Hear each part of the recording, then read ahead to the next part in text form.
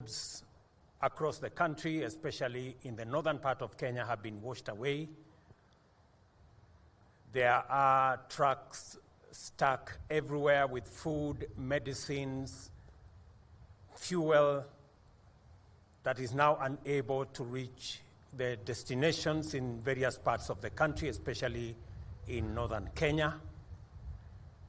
Unfortunately, we have lost 70 people across Kenya because of these rains, and about 36,160 households have been displaced so far.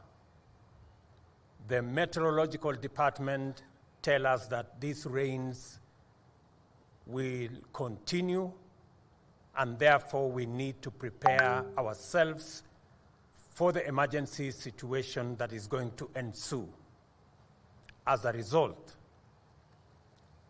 And taking into account the situation in the country now to do with our roads, the food situation, the water situation, the medicine delivery situation in Kenya, Cabinet will meet on Monday to deliberate on the various recommendations that have been made to ensure that the country is better prepared for the management of the situation that we see unfolding.